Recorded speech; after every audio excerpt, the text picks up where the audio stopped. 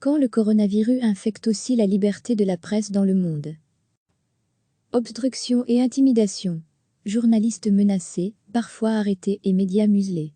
Réduction de salaire, perte de revenus, de primes ou suppression d'emplois. En cette journée internationale de la liberté de la presse, le constat est clair, la pandémie du Covid-19 touche aussi la presse du monde entier. Certes, les journalistes sont moins exposés que ne peuvent l'être les infirmiers et médecins, mais ils sont aussi touchés d'une nette détérioration de leurs conditions de travail. Interrogés en pleine crise du Covid-19, 1308 journalistes issus de 77 pays ont répondu à la nouvelle enquête de la Fédération internationale des journalistes, FIJ, première organisation mondiale de la profession.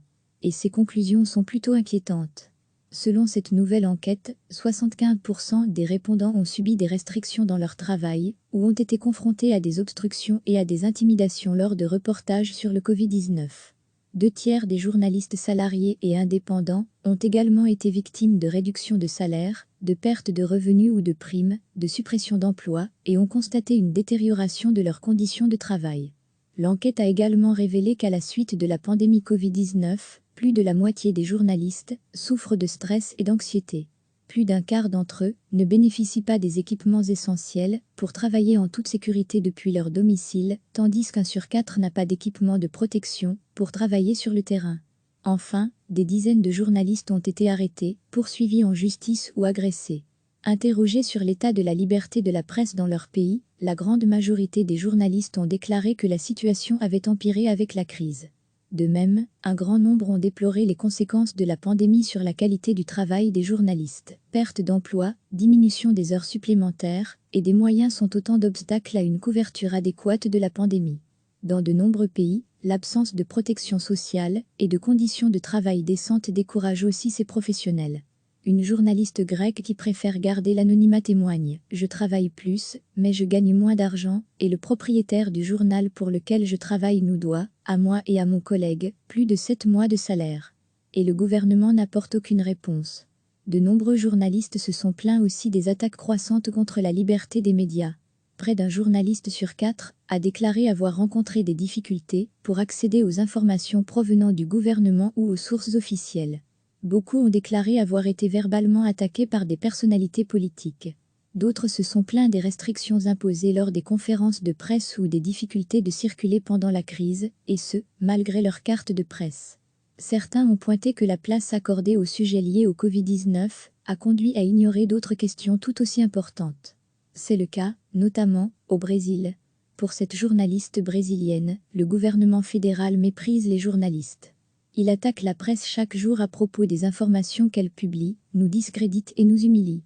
Pour le secrétaire général de la FIJ, Anthony Bélanger, les résultats de cette nouvelle enquête mondiale de la FIJ montrent une fois encore que la liberté de la presse est partout en déclin, que le journalisme subit des coupes claires dangereuses au moment même où l'accès à l'information et à un journalisme de qualité est crucial. Le journalisme est un bien public, il mérite le soutien du citoyen, et on doit mettre fin à toute obstruction et à toute ingérence politique. S'il est un pays pointé régulièrement pour le traitement des journalistes, c'est la Turquie. Cela fait des mois, voire des années, que certains journalistes sont emprisonnés. Mais d'après Amnesty International, la situation déjà dramatique, ce pays est l'un des plus grands emprisonneurs de journalistes au monde, s'est encore aggravée avec la pandémie de Covid-19, les journalistes étant pris pour cible sous le couvert de la lutte contre la désinformation. Et Amnesty International de citer quelques exemples récents. L'ancien rédacteur en chef de Halk TV, Hakan Egan, a été placé en détention préventive le 4 avril en raison de ses publications sur Facebook et Twitter critiquant le fait que le président Erdogan communique un numéro de compte pour des dons destinés à aider à lutter contre la pandémie. Egan n'est pas le seul journaliste à avoir été inquiété. Le présentateur de Fox TV, Fatih Portakal, fait l'objet d'une enquête pour insulte au président et pour atteinte délibérée à la réputation des banques pour un tweet dans lequel il comparait l'appel à l'aide de Covid à des taxes supplémentaires perçues pendant la guerre d'indépendance à la fin de la Première Guerre mondiale, précise encore l'organisation non gouvernementale, qui rajoute que le 18 mars, le rédacteur en chef de Sekokali a été arrêté suite à la publication d'un article concernant la mort de 2 personnes de Covid-19 dans un hôpital local. Le directeur du journal a été convoqué par les autorités le lendemain. Tous deux ont été interrogés sur leurs sources à l'hôpital et tous deux ont subi des pressions pour arrêter leur reportage sur la question.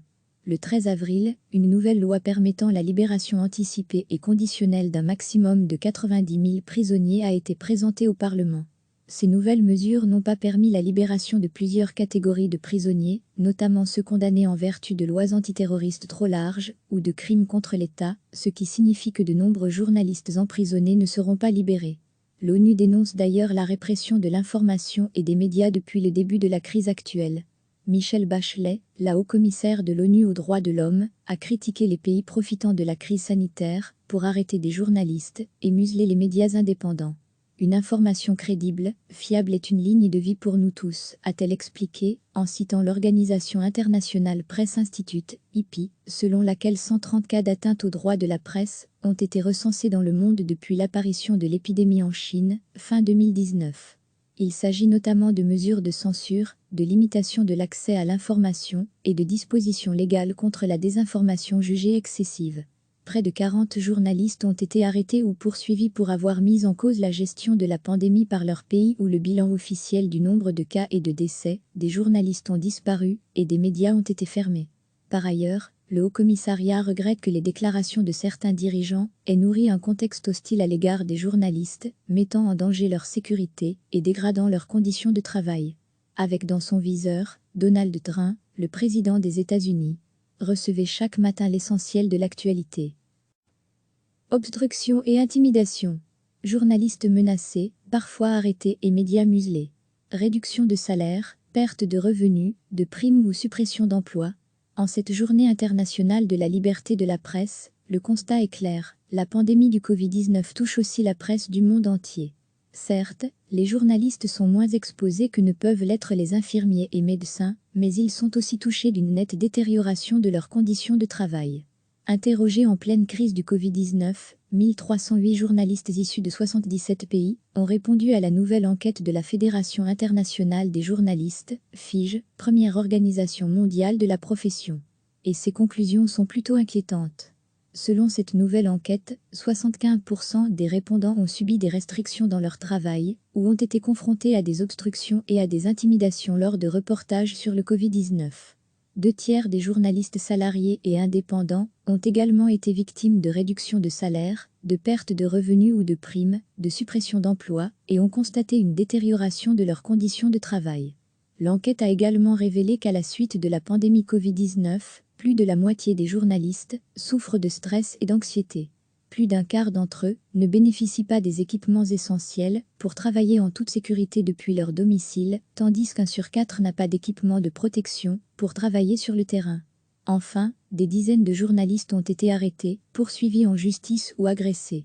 Interrogés sur l'état de la liberté de la presse dans leur pays, la grande majorité des journalistes ont déclaré que la situation avait empiré avec la crise. De même, un grand nombre ont déploré les conséquences de la pandémie sur la qualité du travail des journalistes. Perte d'emploi, diminution des heures supplémentaires et des moyens sont autant d'obstacles à une couverture adéquate de la pandémie. Dans de nombreux pays, l'absence de protection sociale et de conditions de travail décentes décourage aussi ces professionnels. Une journaliste grecque qui préfère garder l'anonymat témoigne : « Je travaille plus, mais je gagne moins d'argent, et le propriétaire du journal pour lequel je travaille nous doit, à moi et à mon collègue, plus de 7 mois de salaire. » Et le gouvernement n'apporte aucune réponse. De nombreux journalistes se sont plaints aussi des attaques croissantes contre la liberté des médias.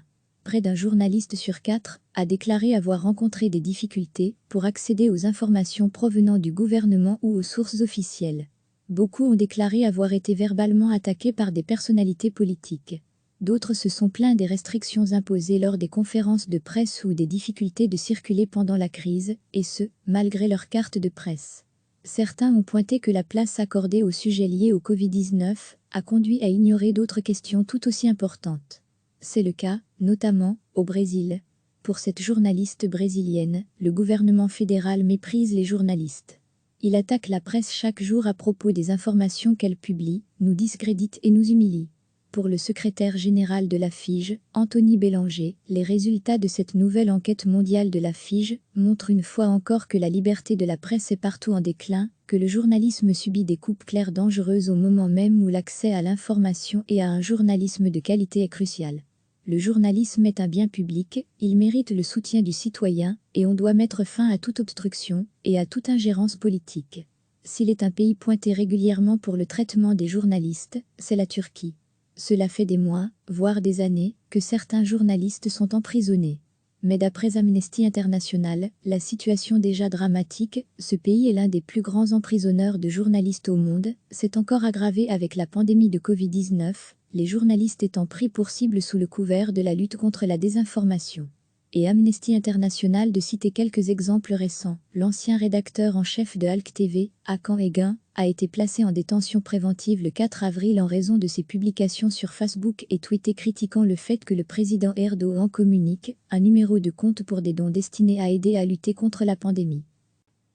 Egun n'est pas le seul journaliste à avoir été inquiété. Le présentateur de Fox TV, Fatih Portakal, fait l'objet d'une enquête pour insulte au président et pour atteinte délibérée à la réputation des banques pour un tweet dans lequel il comparait l'appel à l'aide de Covid à des taxes supplémentaires perçues pendant la guerre d'indépendance à la fin de la Première Guerre mondiale, précise encore l'organisation non gouvernementale, qui rajoute que le 18 mars, le rédacteur en chef de Sekokali a été arrêté suite à la publication d'un article concernant la mort de 2 personnes de Covid-19 dans un hôpital local. Le directeur du journal a été convoqué par les autorités le lendemain. Tous deux ont été interrogés sur leurs sources à l'hôpital et tous deux ont subi des pressions pour arrêter leur reportage sur la question. Le 13 avril, une nouvelle loi permettant la libération anticipée et conditionnelle d'un maximum de 90 000 prisonniers a été présentée au Parlement. Ces nouvelles mesures n'ont pas permis la libération de plusieurs catégories de prisonniers, notamment ceux condamnés en vertu de lois antiterroristes trop larges ou de crimes contre l'État, ce qui signifie que de nombreux journalistes emprisonnés ne seront pas libérés. L'ONU dénonce d'ailleurs la répression de l'information et des médias depuis le début de la crise actuelle. Michelle Bachelet, la haut-commissaire de l'ONU aux droits de l'homme, a critiqué les pays profitant de la crise sanitaire pour arrêter des journalistes et museler les médias indépendants. Une information crédible, fiable est une ligne de vie pour nous tous, a-t-elle expliqué, en citant l'Organisation internationale Presse Institute, IPI, selon laquelle 130 cas d'atteinte aux droits de la presse ont été recensés dans le monde depuis l'apparition de l'épidémie en Chine, fin 2019. Il s'agit notamment de mesures de censure, de limitation de l'accès à l'information et de dispositions légales contre la désinformation jugée excessive. Près de 40 journalistes ont été arrêtés ou poursuivis pour avoir mis en cause la gestion de la pandémie par leur pays ou le bilan officiel du nombre de cas et de décès. Des journalistes ont disparu et des médias ont été fermés. Par ailleurs, le Haut-Commissariat regrette que les déclarations de certains dirigeants aient nourri un contexte hostile à l'égard des journalistes, mettant en danger leur sécurité et dégradant leurs conditions de travail. Avec dans son viseur, Donald Trump, le président des États-Unis. Cliquez sur s'abonner pour recevoir les dernières nouvelles.